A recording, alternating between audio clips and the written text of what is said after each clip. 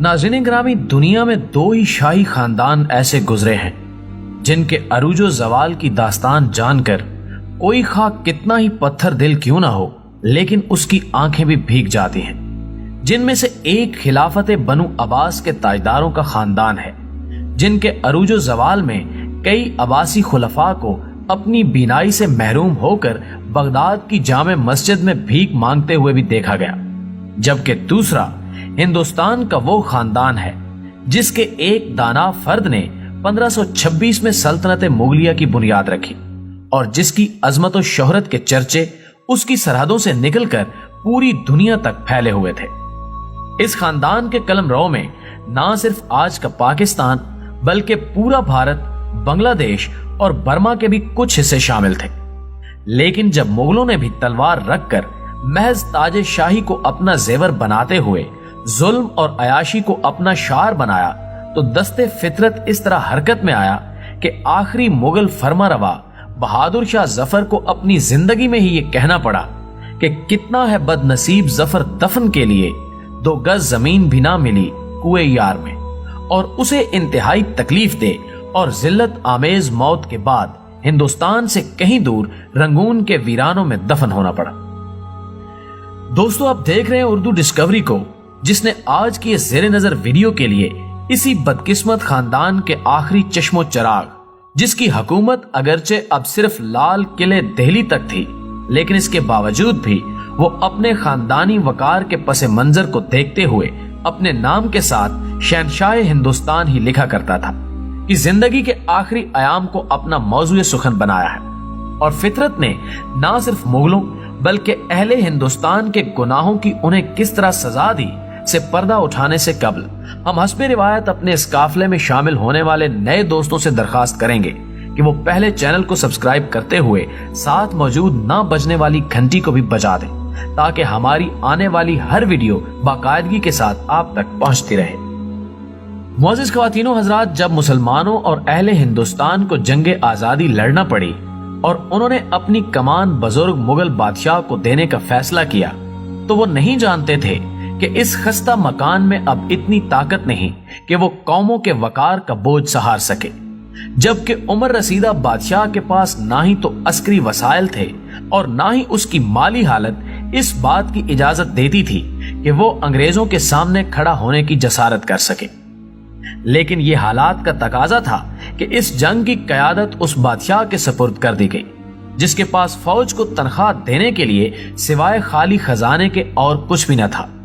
लेकिन इसके बावजूद ये जंग अंग्रेजों के लिए इस कदर खौफनाक थी कि एक बरतानवी जर्नैल के मुताबिक अगर उनके पास तारे बरकी की सहूलत ना होती तो यही हिंदुस्तान उन चंद हजार अंग्रेजों की कत्लगाह बन जाता जो बजाहिर यहां तिजारत की गरज से आए थे। नाज़रीन मोहतरम, ये ना सिर्फ मुसलमानों बल्कि अहले हिंद की बदबख्ती थी कि जंगे आजादी में नाकामी के बाद उन्हें मजीद 90 साल तक बाकायदा अंग्रेज की गुलामी में रहना पड़ा। जबकि आखिरी मुगल बादशाह के अलावा वो शहजादियां जिनको बराह रास्त कभी चश्मे शमस ने भी ना देखा था को नंगे पांव कैदी बना लिया गया, और फिर कुछ ही अरसे बाद ये फैसला कर लिया गया कि बहादुर शाह जफर पर मुकदमा हिंदुस्तान में नहीं बल्कि रंगून में चलाया जाएगा। ये 17 अक्टूबर 1858 का दिन था जब ये शाही काफला कैदियों की सूरत 35 मर्दों खवातीन के साथ एक बहरी जहाज में रंगून की बंदरगाह पर पहुंचा, जिसको वसूल करने के लिए एक अंग्रेज कैप्टन नेल्सन डेविस मौजूद था। उसने बादशाह और उसके अहले खाना की वसूली लिख कर दी और दुनिया की तीसरी बड़ी सल्तनत के बादशाह और उसके अहले खाना को लेकर अपनी रिहाइशगाह पर आ गया। और अब उसके लिए मसला यह दरपेश था कि बहादुर शाह जफर अगरचे एक कैदी था, लेकिन उसके नाम के साथ बहरहाल शाह हिंदुस्तान का लक़ब भी था, और ऐसे शख्स को किसी आम जेल में डालना भी बैनुल अक़वामी कवानीन के खिलाफ था। उसने इस मामले का एक दिलचस्प हल निकालते हुए उस बूढ़े और बीमार बादशाह को, जो कि आले तैमूर की आखिरी निशानी थी, के लिए अपने घर के गैराज को जेल की कोठरी का दर्जा देते हुए उसे वहां पर कैद कर दिया। और फिर वो 7 नवंबर 1862 तक 4 साल उसी गैराज का कैदी रहा। ये उसकी जिंदगी का आखिरी दिन था جب اس بوڑھے بادشاہ کی خادمہ نے نیلسن کی آرام گاہ کا دروازہ کھٹکھٹایا اور زور زور سے رونا شروع کر دیا، جس پر نیلسن نے فوری طور پر سنبھلتے ہوئے حالات کو سمجھنے کی کوشش کی، اور جب وہ اس گیرج کے دروازے پر پہنچا تو اس نے وہ دردناک منظر دیکھا جس کے چشمدید گواہ نے اسے کچھ اس طرح سے رقم کیا ہے کہ اس نے دیکھا کہ بادشاہ کی آخری آرام گاہ میں بدبو اور موت کا سکوت تھا، جبکہ اردلی ایک لیمپ اٹھائے بادشاہ کے بستر مرگ کے سرہانے کھڑا تھا۔ نیلسن آگے بڑھا۔ بادشاہ کا کمبل آدھا بستر اور آدھا فرش پر پڑا ہوا تھا۔ اس کا ننگا سر اگرچہ تکیے پر تھا لیکن اس کی گردن ڈھلک چکی تھی۔ بادشاہ کی گردن کی رگیں پھولی ہوئی تھیں جبکہ اس کے منہ پر مکھیاں بھنبھنا رہی تھیں۔ اس منظر کے بارے میں خود نیلسن کہتا ہے کہ اس نے اپنی زندگی میں ہزاروں چہرے دیکھے ہیں لیکن کسی بھی چہرے پر اس قدر بے چارگی نہیں دیکھی تھی۔ وہ کسی بادشاہ کا چہرہ نظر نہیں آتا تھا بلکہ اس کو دیکھ کر یہ گمان ہوتا تھا کہ شاید بستر مرگ پر اس کی جگہ کسی بھکاری کی لاش پڑی ہو، اور اس کے چہرے پر ایک آزاد سانس کی التجا واضح طور پر نظر آ رہی تھی۔ ناظرین گرامی، کیپٹن نیلسن نے اس کی گردن پر ہاتھ رکھا تو اسے محسوس ہوا کہ شاید زندگی کے قافلے کو ان بوڑھی رگوں کے جنگل سے گزرے کافی دیر ہو چکی ہے۔ اس وقت رنگون کے بادشاہ کے صرف دو ہی لواحقین تھے، ایک شہزادہ جواں بخت اور دوسرا حافظ محمد ابراہیم دہلوی۔ دونوں کو بلایا گیا جنہوں نے آ کر اس حسرت زدہ کو غسل دیا، کفن پہنایا اور جیسے تیسے بادشاہ کی نماز جنازہ ادا کی گئی،